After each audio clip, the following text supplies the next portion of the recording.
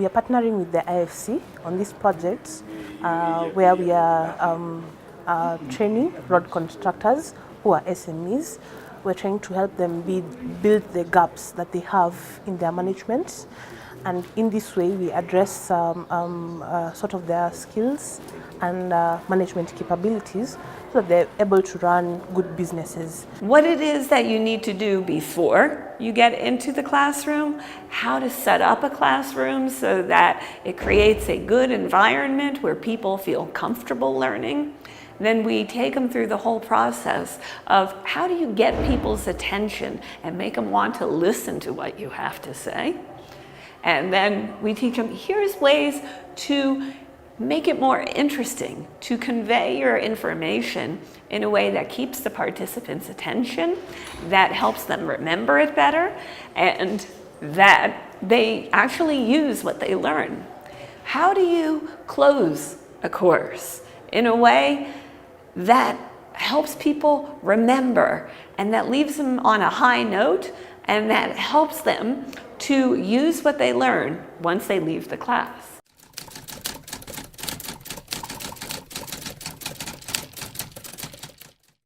To be taught how to improve my training skills, to learn more about how I can be able to engage my participants, how I can be able to disseminate the information and the knowledge that I have according to the content, according to the context of the training that I'm carrying out. And also to know the link between maybe Kenya Institute of Management and the kind of SME training that we are being trained to go out there and train them. I need to expand my experience. I need to learn more on how to facilitate, because it's not easy. Facilitation and lecturing is different. So I wanted to learn how do I facilitate and how do I train others.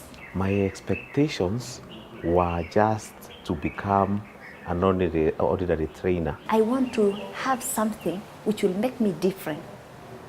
I want to leave this training with something which is going to help me in the future. I really wanted to know exactly how they wanted us to achieve targets of being able to understand our trainees and being able to even understand knowledge that is gotten from them and learn how to use that knowledge to create, something out of a training. To learn new skills, add to my profile so that I can be able to be a better person, so that I can be more resourceful to my participants.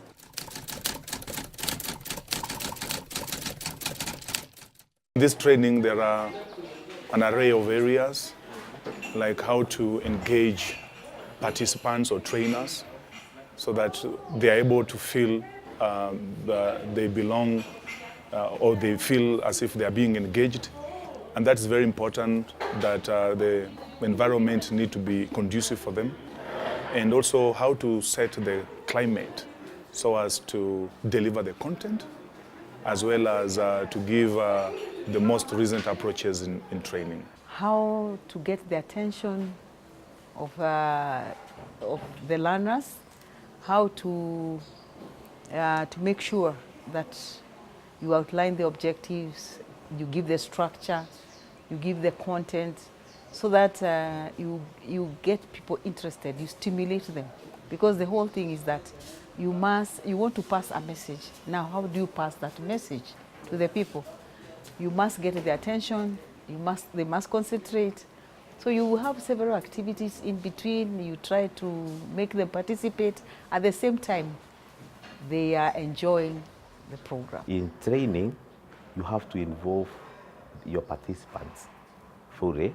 It's not more of like lecturing, it's totally different. Because, in lecturing, you just lecture, you pass on the information, the knowledge and skills and all that to your students. But this one is totally different because you see, you are also learning as you are passing out the knowledge to the people that you are training. I am not a trainer, I'm a lecturer, like most of my also fellow trainers will say. And we really are in need of training skills in this country, because if you look at the people that are in that room, they're the creme de la creme of training in this country. So we really need to impart proper training skills to the people that are training, mostly, because trainings are a requirement, because they definitely they induce something into the economy that can be able to create innovations and all those things and change mindsets and such things. So we need trainers in this country. Introduction, I can do introduction in my classes. I can add new activities that are part of what I train, and how to really make my class more participative. What's really stuck in my mind is the clause. That is, how do I kind of try to engage the learner and pick up what they expect, engage their experiences, and try to see how I can impart the knowledge that we have, so that they can we can identify the small gap that is existing and provide for them the solution that would be fitting or befitting for them. For you to keep the audiences interested, you do activities which are related to what you are trying to share with them. You outline so that you have to level people's expectations, and you try to achieve the objectives at the end of the day, because they must take away something when they go back, something that is applicable. Getting the feedback and giving feedback to our trainees. It is an area that we often overlook, but it is an important part of the learning process. So getting feedback as a trainer and giving feedback to the participants. TPMA, which has been very, very wide.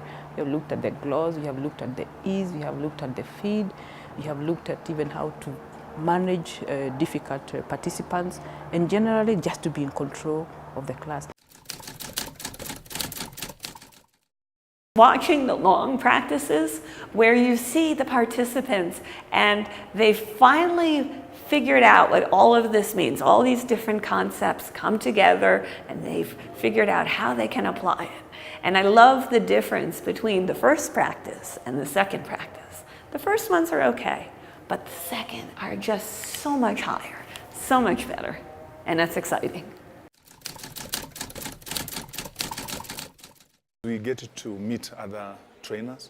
In fact, the practical sessions that we have been taken through have demonstrated that we are learning different skill sets from other renowned trainers.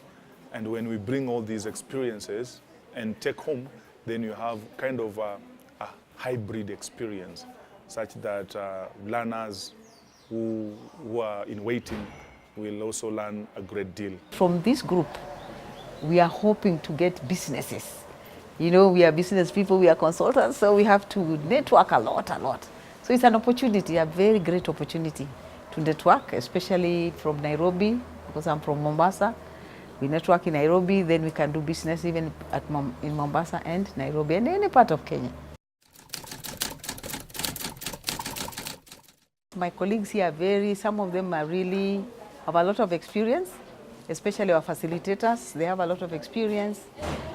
So as they share their experiences with us, we are getting something which we are learning, which we have to take back to other people. So next time when we are called to also facilitate, we are able to share what we have gone through.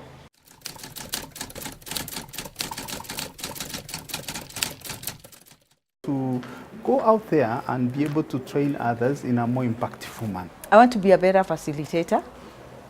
I want to be able to turn the information that I have to help the people I'm going to meet and interact with. Continue providing or delivering effective training.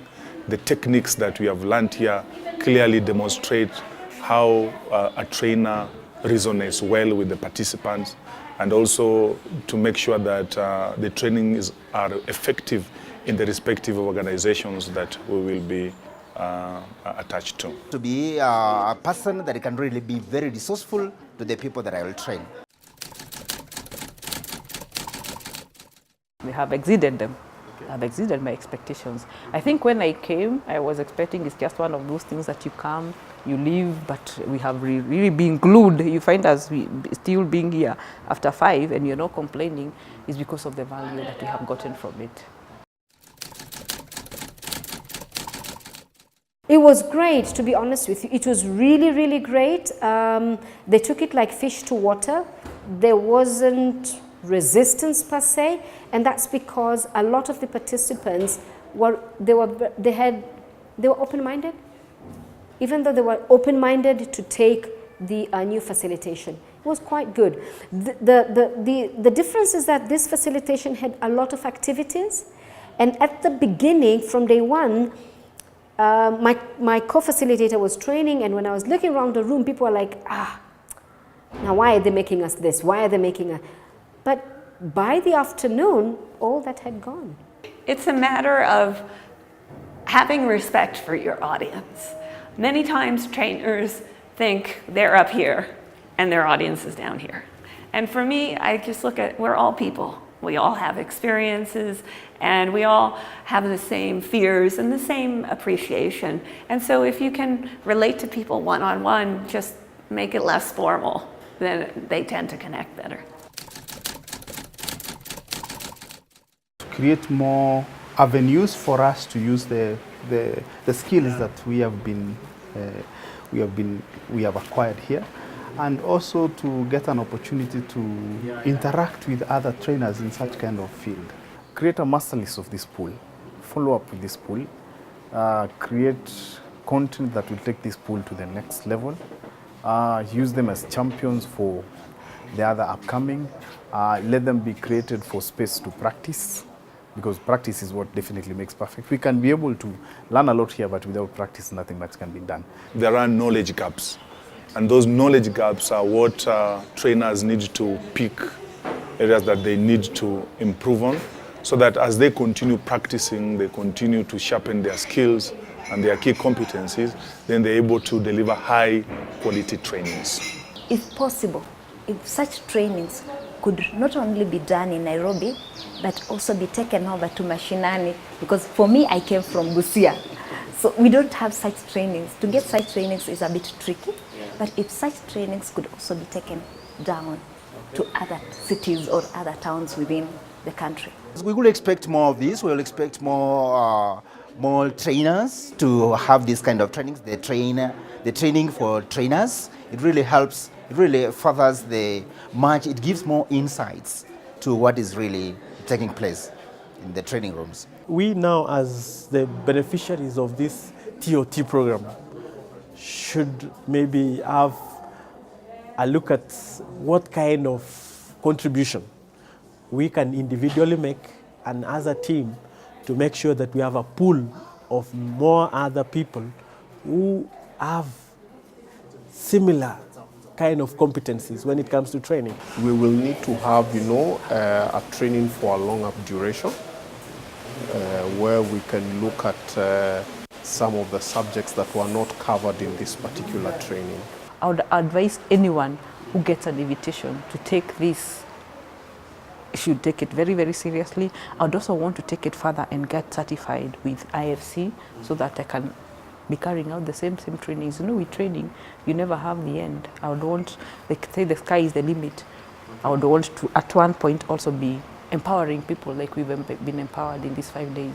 Knowledge is best utilized when imparted to other people, and at least so that you see the outcomes of what has been worked out.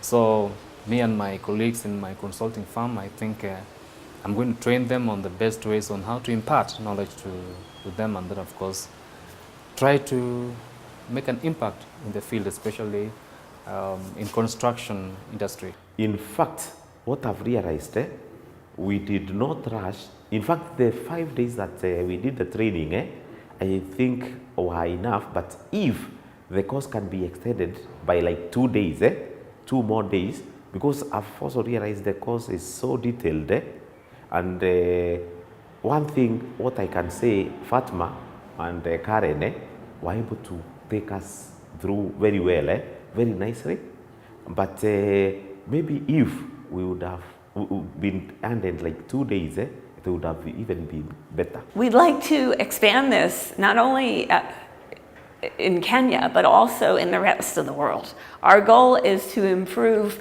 the quality of training worldwide and to create a group of trainers who have the skills within their country to meet the country's training needs. So that's what we really hope to do. Oh yes, in fact, I look forward. I hope we shall have another training and even go further. It was very eye-opening, and we had very good facilitators who really gave us good insights on how to become a good trainer. And so also at the end, we also learned on how to use things like flip charts and how to enhance our PowerPoints, which was challenging a bit.